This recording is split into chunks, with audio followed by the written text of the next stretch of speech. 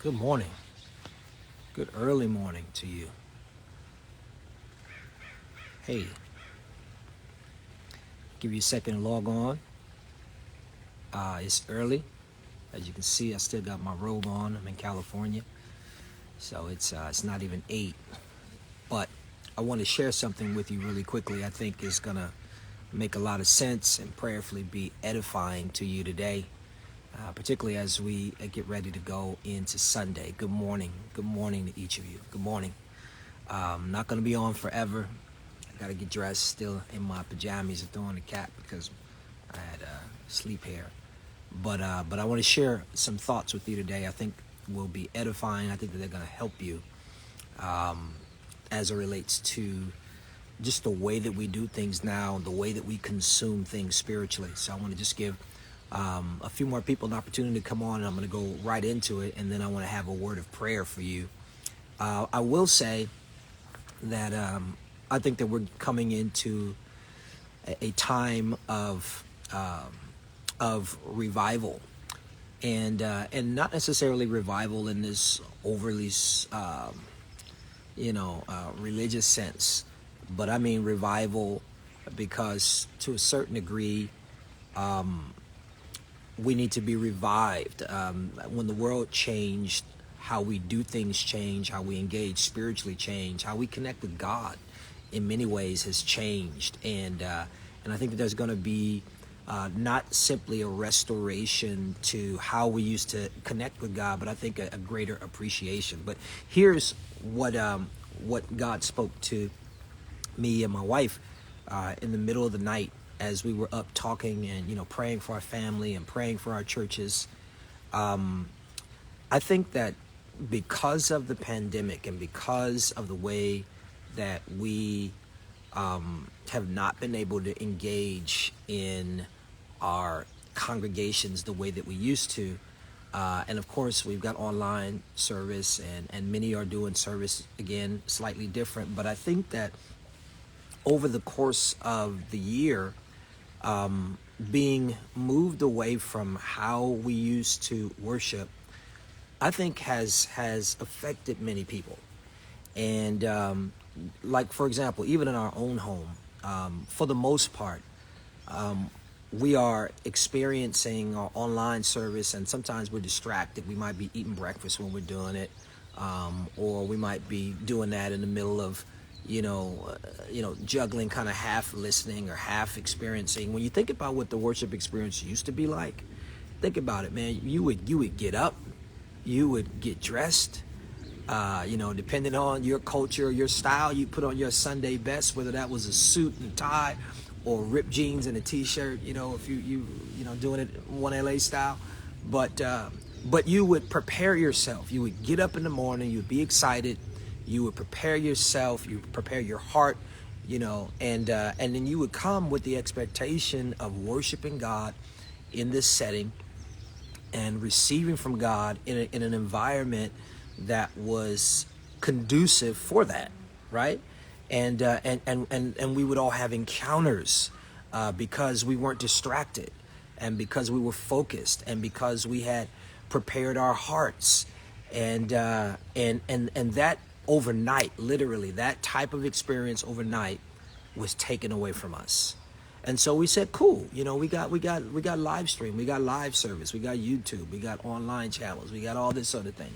And so we shifted, and watch this, and ultimately had lesser spiritual experiences. Now you're like, wait, PT, what are you talking about? I've been blessed. Yes, you have. I completely get it.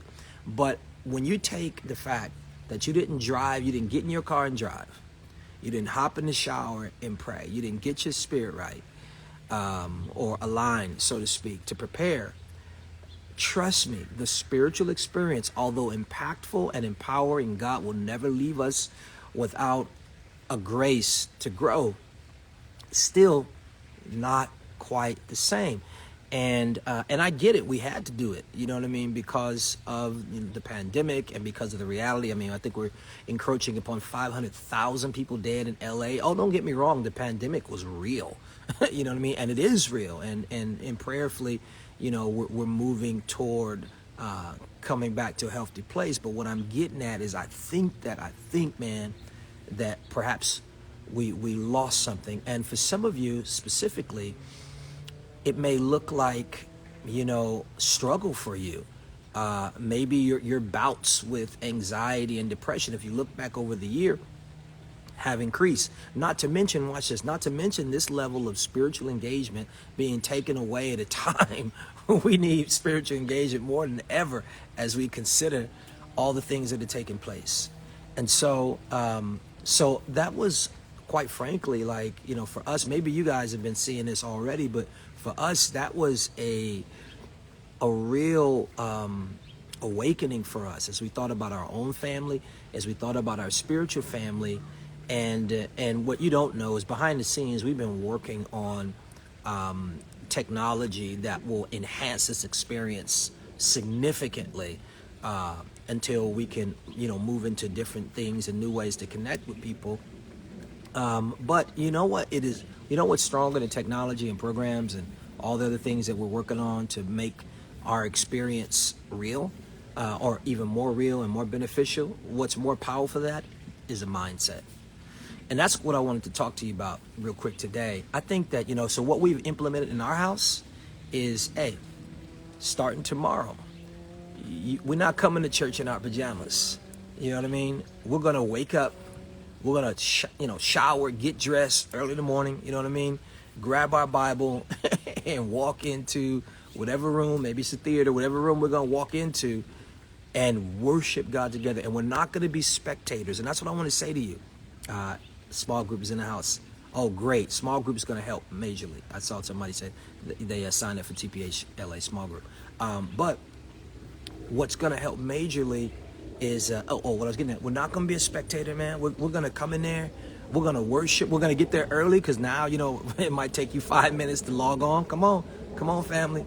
It might take you 5 minutes to log on. And so we're going to get there 5 minutes early. We're going to get up, we're going to get dressed, we're going to present ourselves to God. Like, we're going to have an encounter. And if you have to do this, in your car, or you find you a quiet corner or whatever, put your headphones on. But we are going to worship the Lord. We're not going to Netflix God. You know what I mean? We're not going to Netflix the worship experience. God bless Netflix. We love Netflix. But on Sunday, I want you to join me, and I got a word. I came out of writing hibernation to get this word to you for Sunday. So it's going to bless you crazy.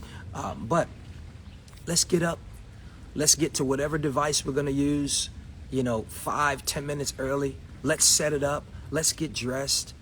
Put on your Sunday best. I don't care, but let's really, I know it's not about clothes, but now we have to do things to augment the reality of the experience, right? Now we got to do things. Okay, so I'm not going to be in the room full of a whole bunch of people. So what was some of the things? What was the mentality? Okay, so maybe the mentality is now I'm dressed. Maybe the mentality is, I'm up, I'm clothed.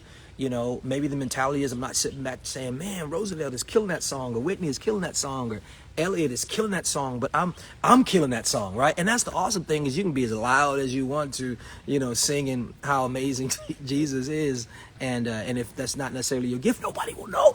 You got to look at the benefits of this situation. But family, join me. I think that there's going to be a renewal that comes to you as we come to church, as we go to church. Remember, we are the church. It was never about the building. You've heard that said a zillion times, but it's true. We are the church. And so as we have these corporate experiences, I want us to be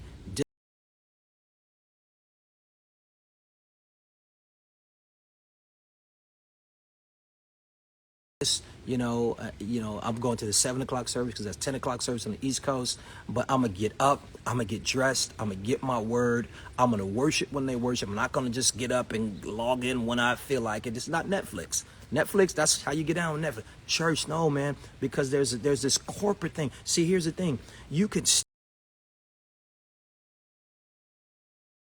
It's like when you're on your Peloton or your Hydro or whatever, you get on and you're on with people, and you're, in that context, you're competing with people. Obviously this is different, but man, let's have powerful, intentional, disciplined worship experience, and I believe there's going to be a greater glory, and I believe that things that we may have lost, that you didn't even know you lost. Sometimes you lose things along the way, and you don't realize you lost it until you rediscover it.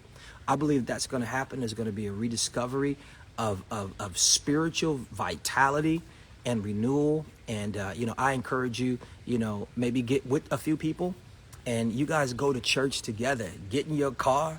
If you got to pull out the driveway and come back in the driveway or whatever, do whatever. But let's have this mentality that I'm going to church. How you guys feel about that? Yeah? How you feel about that? Take a minute and just let me know if you feel like that's a good idea. Nothing changes with the exception of your mentality and your preparation for the experience. You're creating an environment for God to move.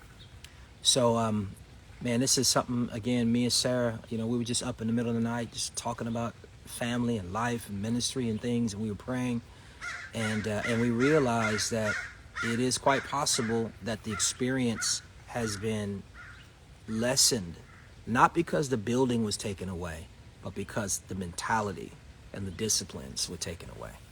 So let's get with it. Tomorrow's going to be amazing. I love you so much, man. We're praying each and every day about how to bring connection to you and the Lord in new ways, especially during these times. I'm excited. I'm excited for Easter. I'm excited for incredible things to come, and I'm excited about this mentality and this discipline and what it's going to do for you, for your family, for your children, and parents. This is the last thing I'll say. Parents, you got to lead the charge in this. If you have kids, if you study the scripture, the Bible talks about how these laws and truths and wisdom and principles that God was given to the elders. He said, I want you to teach this to your children. And I want you to, to sit down at the table with them and talk to them. And I think that it's our responsibility as parents to curate these experiences, lead the way, lead by example, so that our children can get what they need, because God knows they need it. We don't know what they're going through, what they're facing, what they're experiencing. More time online, less time in a children's church capacity context setting. So we got to be their pastors. I think parents ought to be their children's first pastors. Anyway, that's all I got. I love you guys so much. We love you. We're praying for you. See you tomorrow. Dressed, come on, dressed, looking good, smelling good, however you do what you do. And I believe that if we employ these practices and these principles and this mentality and these disciplines, we're going to experience some next level spiritual renewal. All right. God bless you. Have a wonderful weekend. Happy Sabbath. Shabbat Shalom to my Jewish brothers and sisters, as they would say it. Rest up today, because tomorrow we're going to worship.